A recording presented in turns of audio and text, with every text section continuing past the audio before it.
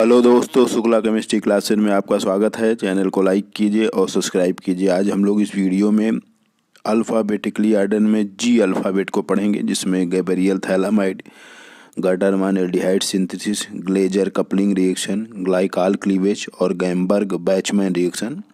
तो इन महत्वपूर्ण इम्पॉर्टेंट जो है अल्फ़ाबेटिकली आर्डर में नेम रिएक्शन को हम लोग इस वीडियो में पढ़ेंगे। तो चलिए प्रारंभ करते हैं। तो देखिए, गैब्रियल थैलामाइड रिएक्शन क्या होता है। तो गैब्रियल थैलामाइड रिएक्शन मुख्यतः जो होता है वो प्राइमरी एमीन बनाने के लिए यूज किया जाता है। तो it is reaction of phthalimide with base. पहले स्टेप में थैलामाइड को हम बेस से रिएक्शन कराते हैं, सोडियम हाइड्रोक्साइड या पोटेशियम हाइड्रोक्साइड। देन इसको एल्किल हैलाइड, यहाँ पर जो एल्किल हैलाइड लेते हैं वो प्राइमरी होना चाहिए, क्योंकि यहाँ पे जो रिएक्शन होता है वो SN2 होता है to form N alkyl phthalimide. तो एन एल्किल थैलामाइड बनाता है, जिसका हम फर्दर हाइड्रोलिसिस कराते हैं तो हमें थैलिक एसिड और प्राइमरी एमीन प्राप्त होता है। लेकिन अगर हम हाइड्रोलिसिस की जगह पर इसका रिएक्शन मतलब एन एल्किल थैलामाइड का रिएक्शन हाइड्रोजीन से कराएंगे तो उस केस में प्राइमरी एमीन और थैलिक हाइड्रोजाइड फॉर्म होगा। ये इंपॉर्टेंट पॉइंट है। तो इसी को गैब्रियल थैलामाइड रिएक्शन कहते हैं। अब इसका हम मैकेनिज्म देखेंगे। देखिए, ये है थैलामाइड। तो पहले स्टेप में हमने बेस से रिएक्शन कराया, तो बेस का काम होता है स्टिक प्रोटॉन को निकाल लेना। तो निकाल के ये देखिए सॉल्ट बना दिया है। अब अगले स्टेप में जो एल्किल हैलाइड का रिएक्शन हम कराएंगे RX का, यहाँ पर SN2 रिएक्शन होता है। बहुत इंपॉर्टेंट पॉइंट है। SN2 रिएक्शन में जो R होना चाहिए वो प्राइमरी होना चाहिए। तो यहाँ पर R प्लस X माइनस, तो वो ये देखिए ये माइनस के पास ये R वाला चला जाएगा। तो आप देखिए ये एन एल्किल थैलामाइड बन गया है। अब इसको फर्दर हम लोग हाइड्रोलिसिस कराएंगे। तो आप देख सकते हैं ये बॉन्ड टूट रहा है, इधर से एक बॉन्ड इधर से टूट रहा है। तो ये वाले दोनों बॉन्ड जब टूटेंगे तो नाइट्रोजन पे 2 माइनस आ रहा है। तो हाइड्रोलिसिस पे जो H प्लस है वो इस पे चला जाएगा 2H। तो देखिए RNH2 बन जाएगा। और जब ये वाला बॉन्ड टूटा है तो यहाँ प्लस आया है, प्लस पे जो पानी का जो OH माइनस है वो आ जाएगा। तो ये देखिए थैलिक एसिड बन जाता है। तो मुख्यतः ये प्राइमरी एमीन बनाने के लिए इम्पॉर्टेंट रिएक्शन है। तो यहाँ पे आपको एक पॉइंट यहाँ पे जरूर ध्यान देना है कि ये रिएक्शन SN2 होता है। उसके बाद इसका फर्दर हाइड्रोलिसिस करा के प्राइमरी एमीन बनता है। तो इसी रिएक्शन को हम लोग गैब्रियल थैलामाइड रिएक्शन बोलते हैं। लेकिन अगर हम यहाँ पे हाइड्रोलिसिस न करा के हाइड्रोजीन ले लेते हैं तो क्या बनता है, तो आप देख सकते हो। तो पहले स्टेप में तो यहाँ तक तो वही रहेगा। फिर हम हाइड्रोजीन का रिएक्शन कराएंगे तो आप देखिए ये बन जाएगा और प्राइमरी एमीन तो बनेगा ही। ठीक, तो ये जो बना है उसको बोलते हैं थैलिक हाइड्रोजाइड। तो ये थैलिक हाइड्रोजाइड बनता है। ये इंपॉर्टेंट पॉइंट है। नेक्स्ट इंपॉर्टेंट नेम रिएक्शन, उसका नाम है गटरमैन एल्डिहाइड सिंथेसिस। तो गटरमैन एल्डिहाइड सिंथेसिस में क्या होता है कि इसमें जो रिएजेंट लिया जाता है वो HCN, HCl और कोई भी लुईस एसिड जो कि कैटालिस्ट के रूप में यूज किया जाता है वो AlCl3 भी हो सकता है, ZnCl2 भी हो सकता है। तो यहाँ पर ये जो होता है ये रिएजेंट होता है, ये कैटालिस्ट के रूप में यूज किया जाता है। इसमें भी इलेक्ट्रोफिलिक सब्स्टिट्यूशन के थ्रू ही रिएक्शन होता है। तो इसमें देखिए क्या होता है, पहले स्टेप में ये जो रिएजेंट है HCN इस प्रकार रहेगा। उसके बाद जब ये बॉन्ड ब्रेक होगा तो कार्बन पर प्लस, नाइट्रोजन पे माइनस। तो HCl का जो H पार्ट है वो नाइट्रोजन पे चला जाता है और AlCl3 इस क्लोरीन को लेकर कंजुगेट बेस बना देता है।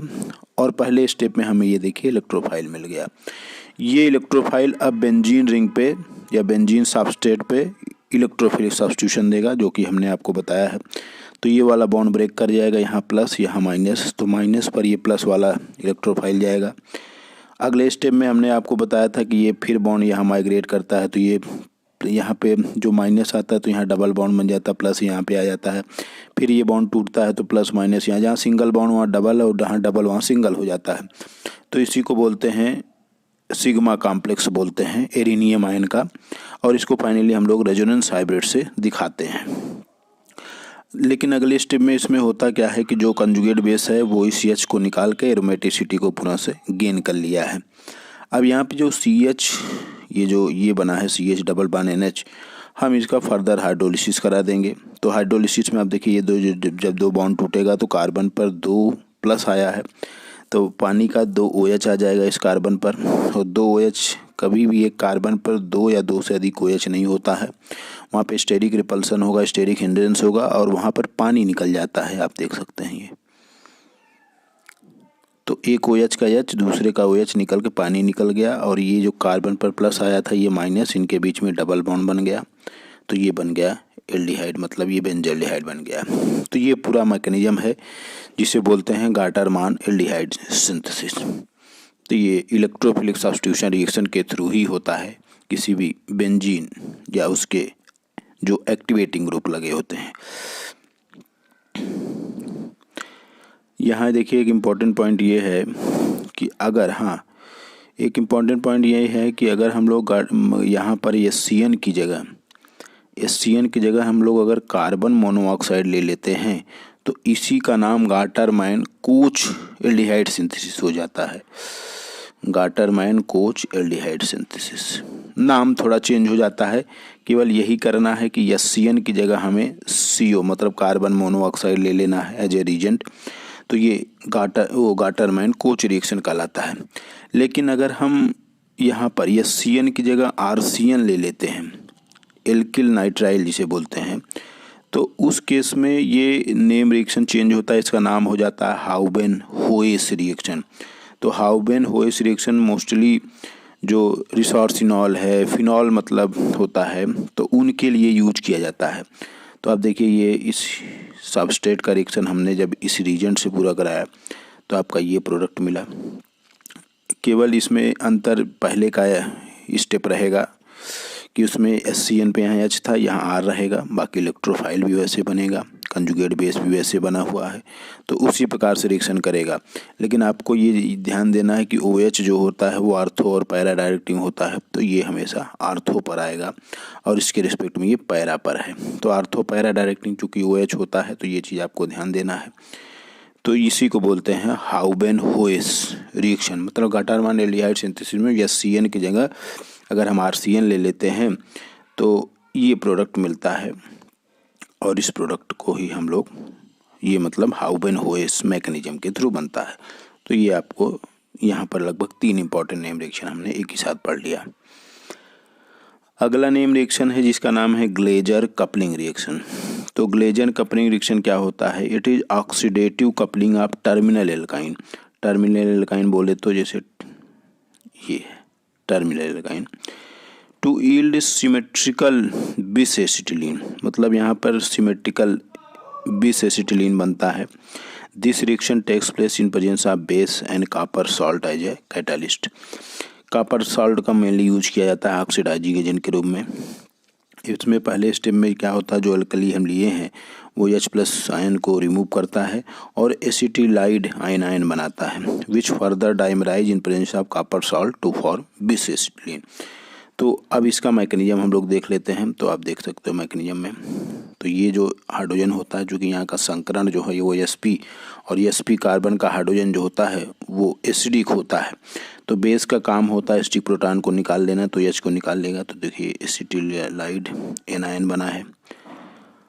अब ये 2 मोल है, तो अगले स्टेप में जब कॉपर का सॉल्ट ले रहे हैं तो ये 2 इलेक्ट्रॉन, यहाँ देखिए यहाँ पर जो निगेटिव चार्ज है, निगेटिव चार्ज में 2 इलेक्ट्रॉन होता है, तो 2 इलेक्ट्रॉन निकालेंगे तो यहाँ देखिए ऑड इलेक्ट्रॉन आ जाएगा, क्योंकि 2 मोल है ये। अब ये दोनों मोल आपस में डाइमराइज कर जाएंगे, कपलिंग कर जाएंगे, और कपलिंग करने के बाद आप देखिए ये सिमेट्रिकल, ये देखिए सिमेट्रिकल टाइप का, इसको बोलते हैं बिस एसिटिलीन। तो ये सिमेट्रिकल टाइप का बिस एसिटिलीन बनता है कपलिंग करके। ये उसका पूरा मैकेनिज्म है, इसी को बोलते हैं ग्लेजर कपलिंग रिएक्शन। एक important note Glazer coupling reaction में यह है कि Glazer coupling reaction use for synthesis of symmetrical bis acetylene, मतलब सिमेट्रिकल एसिटिलीन के लिए यूज किया जाता है। अगर हमें अनसिमेट्रिकल बिस एसिटिलीन प्राप्त करना है तो हम टर्मिनल एल्काइन को ये ब्रोमो एल्काइन से कॉपर कैटालिस्ट की उपस्थिति में रिएक्शन करा देते हैं, तो हमें अनसिमेट्रिकल बिस एसिटिलीन मिल जाता है। क्योंकि यहाँ पे देखिए ये R अलग नेचर का है, ये R' जो है वो अलग नेचर का है। तो आप यहाँ पे प्लेन लगाएंगे तो ये अनसिमेट्रिकल है, क्योंकि सिमेट्रिकल तब होता है जो दोनों एक ही टाइप के होते, लेकिन ये दोनों अलग अलग प्रकार के हैं। तो इस प्रकार के रिएक्शन को हम भी बना सकते हैं, लेकिन वहाँ पर ब्रोमो एल्काइन लेंगे। नेक्स्ट इम्पॉर्टेंट नेम रिएक्शन है, इसका नाम है ऑक्सीडेटिव क्लीवेज ऑफ विसिनल डाइयाल और रिएक्शन विथ लेड टेट्राएसीटेट और पीरियाडिक एसिड HiO4। ये ऑक्सीडाइजिंग एजेंट का काम करते हैं। तो इसमें जो अल्कोहल होता है वो ऑक्सीडाइज होके एल्डिहाइड या कार्बोनिल कंपाउंड में चला जाता है। तो आप देखिए यहाँ से हमने बॉन्ड को ब्रेक किया तो ये कार्बोनिल में अल्कोहल का ऑक्सीडाइज हो गया कार्बोनिल, चूँकि 2 मोल है तो ये 2 मोल बन गया है।